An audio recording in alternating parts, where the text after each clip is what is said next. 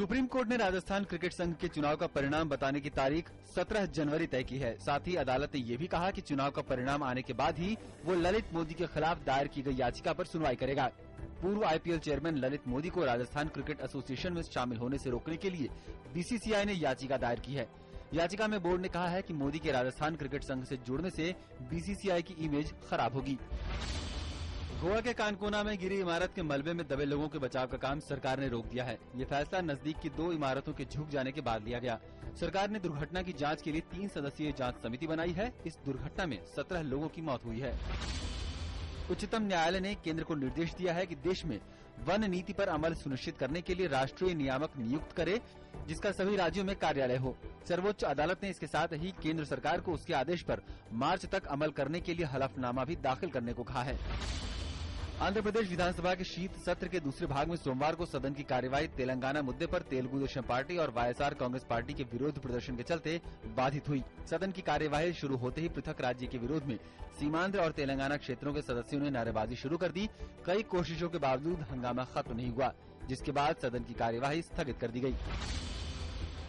छत्तीसगढ़ में भाजपा के वरिष्ठ नेता गौरीशंकर अग्रवाल को निर्विरोध विधानसभा का अध्यक्ष चुन लिया गया है।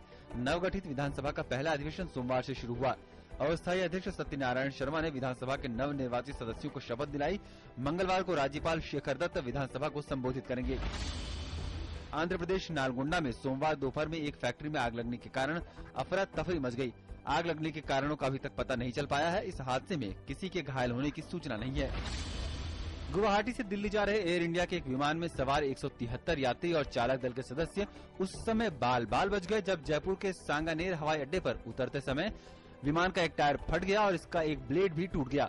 गुवाहाटी से दिल्ली जा रही एयर इंडिया की उड़ान AI 890 को दिल्ली में घने कोहरे के कारण जयपुर की ओर मोड़ दिया गया था, जहां उतरते समय ये दुर्घटना हुई। विमान के टायर फटने और अन्य खराबी के कारणों की जांच की जा रही है।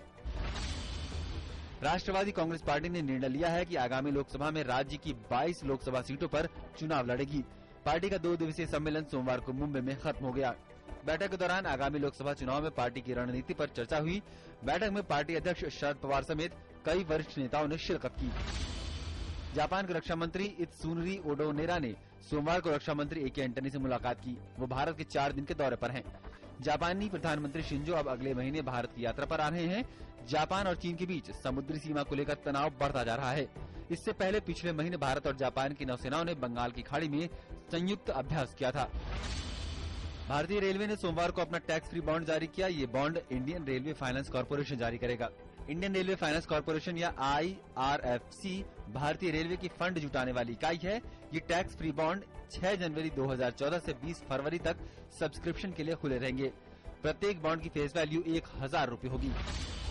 किंगफिशर एयरलाइंस के कर्मचारियों ने सोमवार से अनिश्चितकालीन हड़ताल शुरू की है। कंपनी के कर्मचारियों को पिछले 17 महीनों से वेतन नहीं मिला है। कर्मचारियों ने किंगफिशर के खिलाफ कड़ी कार्रवाई की मांग की है। गौरतलब है कि किंगफिशर एयरलाइन अक्टूबर 2012 में बंद हो गई थी और उस पर 7,200 करोड़ का कर्ज है।